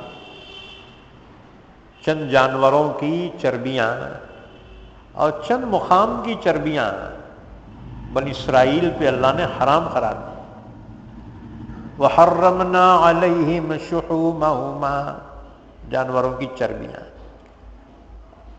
آگے جب آیت آئیں گی ہم تفصیلات بیان کریں گے۔ تو بنی اسرائیل یہ سمجھتے تھے کہ یہ حرام ہیں چیزیں نوح علیہ السلام ہی کی شریعت میں، اور جب سے حرام چلی آ رہی ہے۔ اللہ نے فرمایا یہودیوں کے پاس اس کی کوئی دلیل نہیں ہے، بلکہ احکام میں نسخ ہوتا رہا ہے۔ نوح علیہ السلام کے زمانے سے لے کر حضرت یعقوب علیہ السلام کے زمانے تک یہ حلال تھی، یہ چیزیں حلال تھیں۔ یعقوب علیہ السلام نے اپنے اوپر حرام کر لیا، اس کے بعد پھر بنی اسرائیل کے لیے بھی یہ چیز حرام قرار دی گئی۔ اس سے پہلے یہ چیزیں حرام نہیں تھیں بلکہ حلال تھی، اس لیے فرمایا کل الطعام کان حلا لبنی اسرائیل، ہر قسم کا کھانا جو شریعت محمدیہ میں حلال ہے، یہ تمام کھانے حلال تھے، پہلے بھی حلال تھے۔ کل الطعام کان حلا لبنی اسرائیل، بنی اسرائیل یعنی یعقوب علیہ السلام کی اولاد، جن میں تقریباً 40,000 پیغمبر ہوئے ہیں۔ ہر قسم کا کھانا حلال تھا بنی اسرائیل کے لیے، الا ما حرم اسرائیل علی نفسہ، سوائے اس کھانے کے جس کو حرام کر لیا تھا اسرائیل یعنی یعقوب علیہ السلام نے اپنے آپ پر۔ کب کی بات ہے یہ؟ من قبل ان تنزل التورات، تورات کے نازل ہونے سے پہلے کی بات ہے، کیونکہ حضرت یعقوب علیہ السلام کے تقریباً 400 سال کے بعد موسیٰ علیہ السلام کا زمانہ ہے، اور یہ جو شریعت موسوی ہے جس پر یہودی عمل کرتے ہیں، یہ تو بہت بعد کی شریعت ہے۔ حضرت یعقوب علیہ السلام کا واقعہ اور حوالہ اللہ نے دیا کہ سب سے پہلے یہ چیزیں یعقوب علیہ السلام نے اپنے اوپر حرام کر لی تھی، ورنہ نوح علیہ السلام کی شریعت میں یہ چیزیں حلال رہی، ابراہیم علیہ السلام کی شریعت میں بھی حلال رہی ہیں، یہ بعد میں یعقوب علیہ السلام نے اپنے اوپر حرام کر لیا۔ اچھا یہودی ہو، تم نہیں مانتے ہو، لاؤ تورات، بتاؤ تورات میں کہ یہ بہت پہلے سے حرام ہے نوح علیہ السلام کی شریعت سے، اس کی دلیل پیش کرو کتاب میں۔ قل فأتوا بالتوراۃ فاتلوها ان کنتم صادقین، اگر تم سچے ہو تو لاؤ تورات اللہ کی کتاب، پڑھ کر بتاؤ جو دلیل ہے تمہاری، اگر تم اپنے دعوے میں سچے ہو۔ ظاہر بات ہے کہ ایسا نہیں تھا جیسے یہودی کہتے تھے۔ اس کے بعد پھر فرمایا فَمَنِ افْتَرَىٰ عَلَى اللَّهِ الْكَذِبَ مِن بَعْدِ ذَلِكَ فَأُولَٰئِكَ هُمُ الظَّالِمُونَ، دلیل کے آ جانے کے بعد پھر بھی جو اللہ پر جھوٹ چیز کی نسبت کرے تو وہی لوگ ظالم ہیں۔ اصل میں یہ تنبیہ ہے ان یہودیوں پر جو اپنی بات پر خواہ مخواہ اصرار کیے ہوئے تھے۔ پھر فرمایا قل صدق اللہ، اے نبی صلی اللہ علیہ وسلم آپ کہیے اللہ نے بالکل سچ فرمایا۔ فاتبعوا ملت ابراہیم حنیفا، تم لوگ اتباع کرو ابراہیم علیہ السلام کے ملت کی، جو یکسو تھے، یعنی تمام ادیان سے بیزار ہو کر، تمام معبودان باطل سے بیزار، ایک اللہ ہی کی عبادت کرنے والے، یعنی دین توحید پر تھے۔ دین توحید ہی دین حنیف ہے، تو اس کی اتباع کرو۔ یہ حکم سب کے لیے دیا گیا ہے، اور اسلام وہی دین ہے جو ابراہیم علیہ السلام کا دین تھا، یعنی دین توحید ہے۔ دیکھو اسلام کی خصوصیت یہ ہے کہ سب میں شرک کی آمیزش ہو گئی، لیکن دین توحید پوری دنیا میں صرف اور صرف اسلام رہ گیا ہے، کہ اس میں شرک نہیں آیا۔ ہاں البتہ خبر پرستی ہے اور کئی چیزیں ہیں، لیکن اس کے باوجود اللہ پر ایمان اور اللہ کے ایک ہونے پر سب کا ایمان ہے، اس میں کوئی دو رائے نہیں ہو سکتی۔ تمام کا عقیدہ یہی ہے کہ اللہ وہ ایک ہے، اپنی ذات و صفات میں ایکتا ہے۔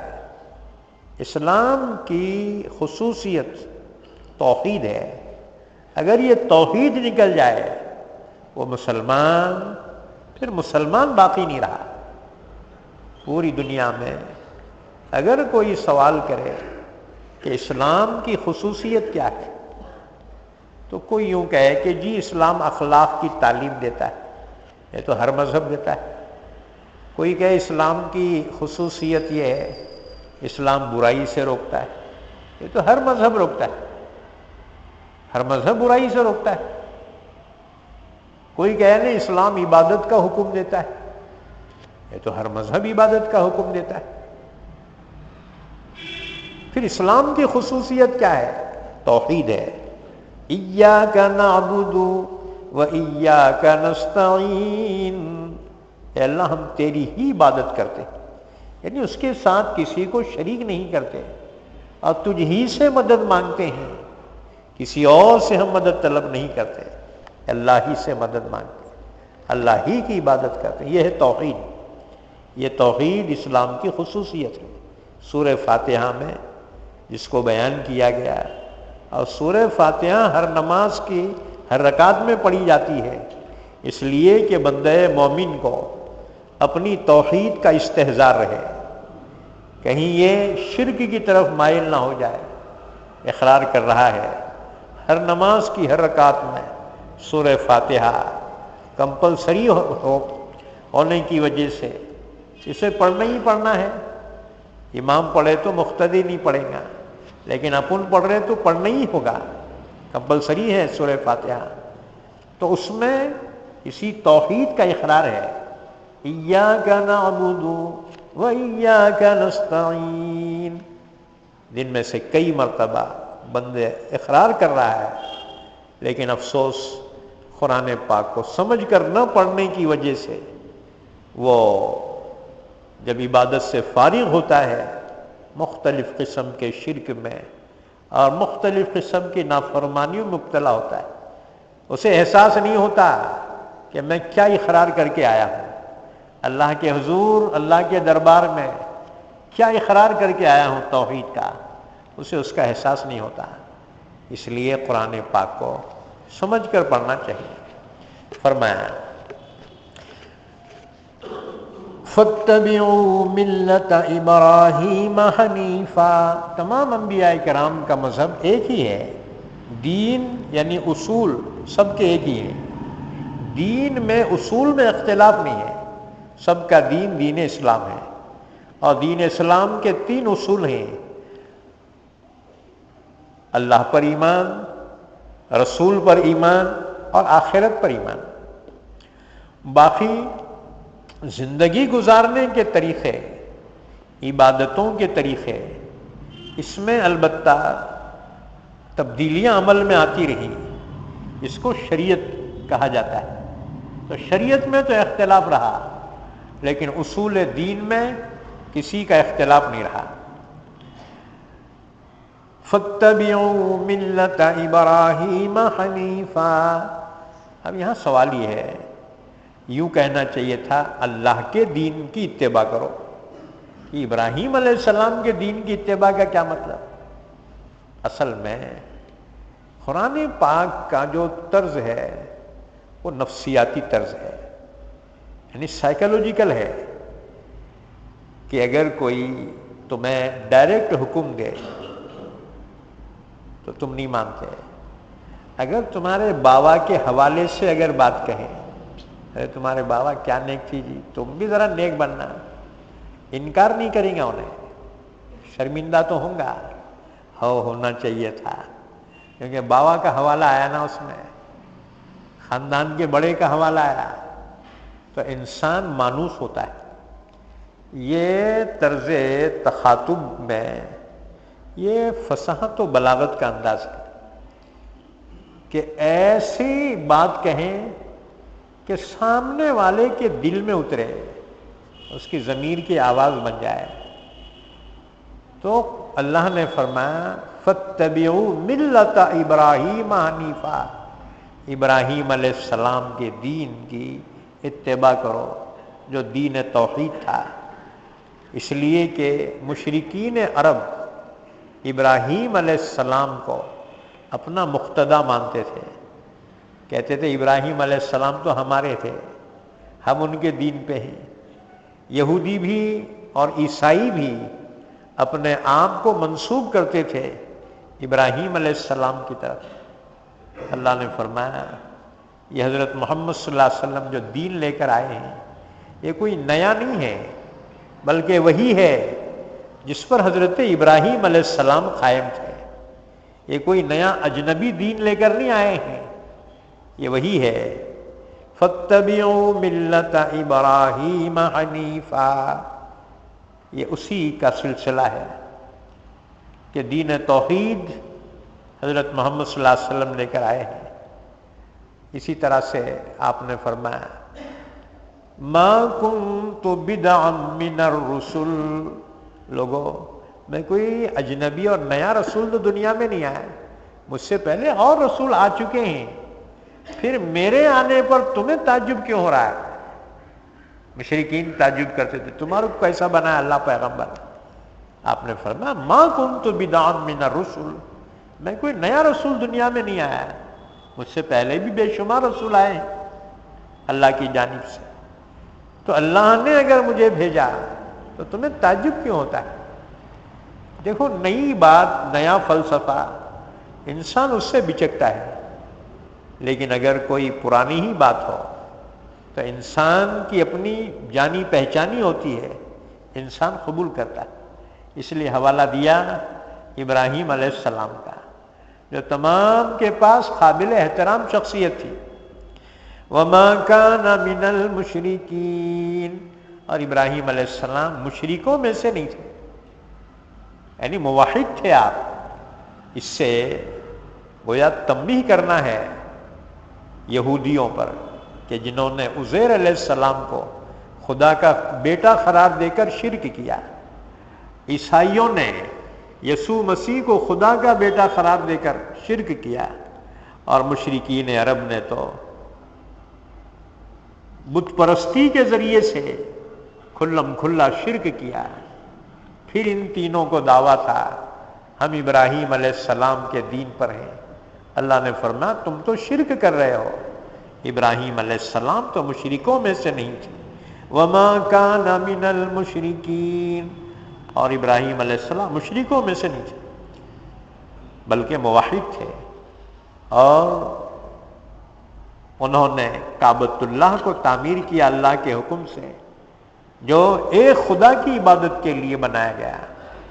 کعبۃ اللہ کی تعمیر ابراہیم علیہ السلام نے کوئی پہلی مرتبہ نہیں کی، ابراہیم علیہ السلام سے بہت پہلے سے بھی کعبۃ اللہ موجود تھا، طوفان نوح کی وجہ سے اٹھا لیا گیا۔ حضرت ابراہیم علیہ السلام نے کعبۃ اللہ کی تعمیر چوتھی مرتبہ کی ہے، آپ سے پہلے 3 تعمیریں اس کی ہو چکی تھی۔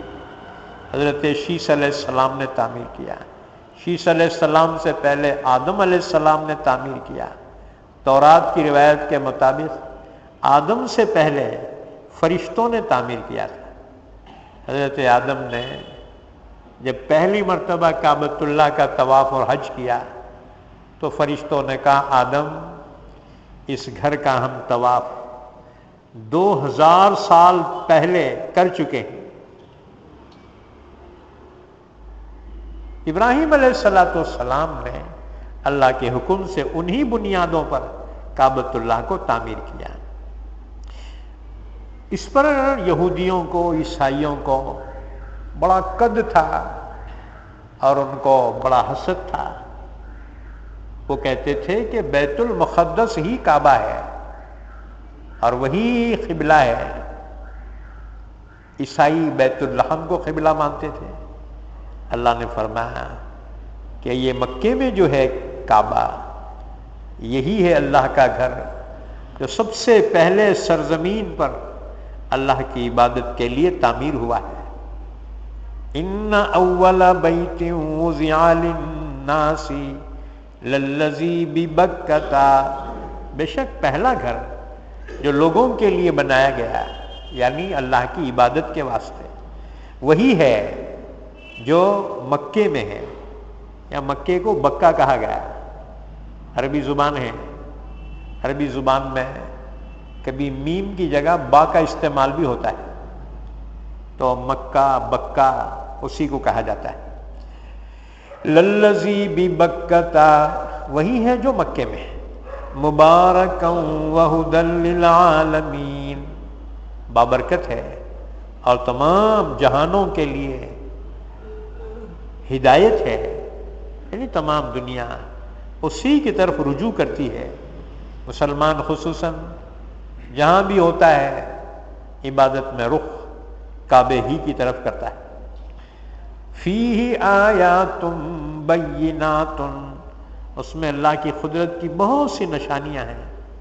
مقام ابراہیم، مقام ابراہیم بھی ہے اس میں۔ مقام ابراہیم وہ پتھر جس پہ چڑھ کے ابراہیم علیہ السلام نے کعبۃ اللہ کی دیواروں کو بلند فرمایا تھا، اس پتھر نے ابراہیم علیہ السلام کے قدموں کے نشانات اپنے اندر محفوظ کر لیے۔ اللہ کے نبی فرماتے ہیں وہ نشانات قدم اس پہ نظر آتے تھے، لیکن لوگوں نے اسے ہاتھ لگا لگا کر دھندلے ہو گئے۔ وہ مقام ابراہیم۔ حضرت عمر رضی اللہ تعالیٰ عنہ حضور کے ساتھ طواف کر رہے ہیں۔ مقام ابراہیم جب آیا، اللہ کے نبی سے فرمایا یا رسول اللہ کہ یہی ہمارے باپ ابراہیم علیہ السلام کا وہ مقام ہے؟ حضور نے فرمایا ہاں۔ حضرت عمر نے کہا کاش کہ یہاں پر اللہ ہمیں نماز پڑھنے کا حکم دیتا ہے۔ آیت شریفہ نازل ہوئی وَاتَّخِذُوا مِن مَّقَامِ إِبْرَاهِيمَ مُصَلًّى، کہ مقام ابراہیم کے پاس نماز پڑھنے کی جگہ بناؤ۔ اسی لیے طواف کے بعد 2 رکعت جو واجب الطواف ہے اسی جگہ پہ پڑھا جاتا ہے۔ اگر بھیڑ نہ ہو تو یہیں پہ پڑھنا چاہیے، اور بھیڑ ہے تو جہاں بھی حرم میں پڑھیں گے ادا ہو جائے گی۔ وَاتَّخِذُوا مِن مَّقَامِ إِبْرَاهِيمَ مُصَلًّى، مقام ابراہیم کو نماز پڑھنے کی جگہ بناؤ۔ وَمَن دَخَلَهُ كَانَ آمِنًا، جو بھی وہاں داخل ہوگا وہ اللہ کا حرم ہے، وہ امن والا ہو جائے گا۔ رسول اللہ صلی اللہ علیہ وسلم مدینہ ہجرت فرما کے تشریف لے گئے۔ مدینہ میں نہایت بیماریاں تھیں۔ اللہ کے نبی صلی اللہ علیہ وسلم نے دعا فرمائی، یا اللہ تیرے خلیل نے مکے کو حرم بنایا، میں مدینے کو حرم بناتا ہوں۔ اے اللہ یہاں سے بیماریوں کو ختم فرما، اے اللہ یہاں کے پھلوں میں برکتیں عطا فرما، پیمانوں میں برکت عطا فرما، مد میں سا میں برکت عطا فرما۔ پہلے موسم کے پھل جب نکلتے صحابہ حضور کی خدمت میں تحفتاً پیش کرتے تھے، اللہ کے نبی صلی اللہ علیہ وسلم دعا فرماتے ہیں، پھلوں میں یا اللہ برکت عطا فرما، تیرے خلیل نے مکے کو حرم بنایا، میں مدینے کو حرم بناتا ہوں۔ آپ نے فرمایا خبردار، جو حرم مکے کا ہے کہ درخت نہ کاٹے جائیں، وہاں کا شکار نہ بھگایا جائے، کسی کا قتل قتال نہ کیا جائے، میں مدینے کو حرم بناتا ہوں۔ اللہ کے نبی دعا فرماتے، پھلوں میں برکت کی، اور معصوم بچے کو بلا کر وہ پھل اس کو دے دیا کرتے تھے۔ یہ حضور صلی اللہ علیہ وسلم کا طریقہ تھا۔ تو مدینہ پاک کو اللہ کے نبی نے حرم بنایا، وہی قابل احترام ہے، جیسے مکہ قابل احترام ہے۔ وَمَن دَخَلَهُ كَانَ آمِنًا، جو اس میں داخل ہو وہ امن والا ہو جاتا ہے۔ وہاں قتل و قتال حرام ہے، اسی طرح سے وہاں پر وہاں کے کسی شکاری جانور کو بھگانا وہ بھی حرام ہے، شکار کرنا وہاں پر حرم میں حرام ہے، بہت سے حرم کے آداب ہیں۔ لیکن خاص بات یہ ہے کہ اللہ نے اس بیت اللہ کے حج کو صاحب استطاعت پہ فرض کیا ہے۔ وَلِلَّهِ عَلَى النَّاسِ حِجُّ الْبَيْتِ، اور اللہ ہی کے لیے لوگوں پر بیت اللہ کا حج کرنا فرض قرار دیا گیا ہے۔ کس پر؟ من استطاع الیہ سبیلا، جو وہاں تک جانے کی راستے کی استطاعت رکھتا ہو اس کے لیے بیت اللہ کا حج فرض قرار دیا گیا ہے۔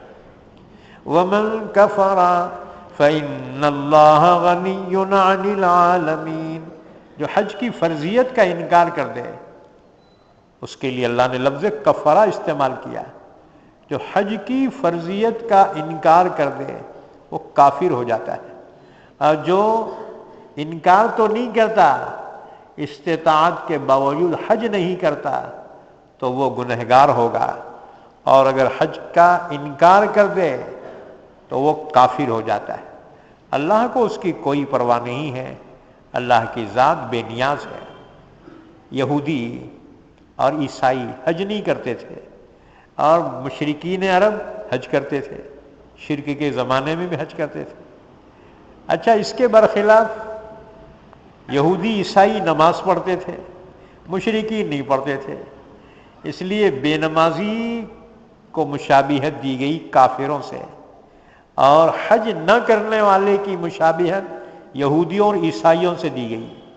رسول اللہ صلی اللہ علیہ وسلم نے فرمایا، جو حج کی استطاعت رکھے ہوئے اس کے باوجود حج نہ کرے، آپ نے فرمایا مجھے کوئی پرواہ نہیں، چاہے وہ یہودی بن کر مرے چاہے عیسائی بن کر مرے۔ اچھا، جب یہ آیت شریفہ نازل ہوئی اور اس میں حج کی فرضیت کا حکم دیا گیا، رسول اللہ صلی اللہ علیہ وسلم نے صحابہ کے مجمع میں یہ آیت شریفہ اور اللہ کا حکم سنایا۔ ایک صحابی کھڑے ہو گئے، عرض کیا ہے رسول اللہ صلی اللہ علیہ وسلم، کیا ہر سال حج فرض ہے؟ اللہ کے نبی صلی اللہ علیہ وسلم کو یہ سوال ناگوار گزرا، آپ نے چہرے مبارک کو پھیر لیا۔ وہ صاحب پھر کھڑے ہو گئے، یا رسول اللہ کیا ہر سال حج فرض ہے؟ حضور نے پھر اب صرف نظر کیا، تیسری مرتبہ انہوں نے پھر کہا کیا ہر سال حج فرض ہے؟ حضور اتنا غصے میں آ گئے، فرمایا نہیں۔ پھر فرمایا اگر میں ہاں کہہ دیتا تو ہر سال فرض ہو جاتا، لیکن تم جو ہے اسے نہیں کر سکتے۔ آپ نے فرمایا دیکھو، جب تک میں کوئی چیز نہ کہوں تم خاموش رہا کرو، بیجا سوالات مت کرو۔ آیت شریفہ نازل ہوئی، لا تسألوا عن اشیاء ان تبد لکم تسوکم، بیجا سوالات مت کرو، اس لیے کہ اس کی وجہ سے تم پر اللہ کوئی چیز فرض قرار دے تو تم مشقت میں پڑ جاؤ گے، بیجا سوالات مت کرو۔ پھر آپ نے فرمایا سال میں ایک مرتبہ حج کرنا فرض ہے۔ انشاءاللہ آئندہ حج سے متعلق تفصیلات بیان کی جائیں گی۔ اللہ سے دعا ہے اللہ ہم سب کو قرآن پاک سمجھنے کی، عمل کرنے کی توفیق عطا فرمائے۔ میں ایک اعلان سن لو، آئندہ جمعہ کو تفسیر نہیں ہوگی یہاں پر، کیونکہ یہ جلسے شروع ہو رہے دیکھو سیرت النبی کے، اس لیے آئندہ جمعہ کو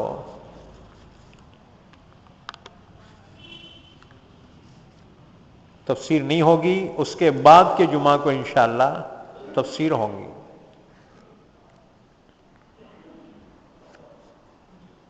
ایک سوال آیا ہے، مسلمانوں کو بینک یا اے ٹی ایم کے لیے دکان دینا کیسا ہے؟ بینک میں جو کاروبار ہوتے ہیں اکثر سودی ہوتے ہیں، نہیں دینا چاہیے۔ اور رہ گئے اے ٹی ایم میں اپنے پیسے اپنے کو ہی نکالنے کا ہے، وہاں بڑھتے نہ گھٹتے، یہ درست ہے۔ باقی بینک کے لیے نہیں دینا چاہیے۔ یاد رکھو جتنا ہو سکے اسلام پہ عمل کرو، سہولت سے جہاں تک عمل ہو سکتا ہے عمل کرنا چاہیے۔ تو بینکنگ کے جو کاروبار ہوتے ہیں اکثر سودی کاروبار ہوتے ہیں، اس لیے اس کو کرائے سے دینا جائز نہیں۔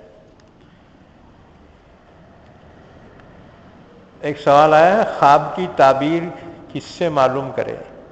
میں جو تعبیر دے سکتا ہے اس سے ہی معلوم کرے، ہر ایک سے تو تعبیر نہیں پوچھی جا سکتی۔ اللہم صلی علی محمد وعلی آل محمد بارک وسلم۔ اے اللہ ہمارے گناہوں کو معاف فرما، خطاؤں سے درگزر فرما، ہم سب پہ کرم کا معاملہ فرما، رحم کا معاملہ فرما، عفو کا عافیت کا معاملہ فرما، ہمارے مرحومین کی مغفرت فرما، ہمارے بیماروں کو شفائے کامل عطا فرما، پریشان حالوں کی پریشانی دور فرما، حاجت مندوں کی حاجت روائی فرما، مقروضوں کی قرض کی ادائیگی کے فیصلے فرما۔ اے اللہ جو ناجائز مقدمات میں پھنسے ہوئے ہیں ان کے سبکدوشی کے کامیابی کے فیصلے فرما، جو قید و بند کی زندگی گزار رہے ہیں اے اللہ ان کو باعزت بری فرما، ان کو رہا فرما۔ اے اللہ جو بے اولاد ہیں ان کو نیک صالح اولاد سے نواز دے، ان کی رکاوٹوں کو دور فرما۔ اے اللہ جو بن بیاہی بچیاں بیٹھی ہوئی ہیں ان بچیوں کے لیے نکاح کے فیصلے فرما۔ حاضرین مجلس اور حاضرات مجلس کی جائز تمنائیں دلی مرادوں کو پورا فرما۔ جب تک زندہ رکھ ہم تمام کو اسلام کو زندہ رکھ، خاتمہ ایمان پر فرما۔ صلی اللہ علی نبینا محمد وعلی آلہ وصحبہ اجمعین برحمتک یا ارحم الراحمین۔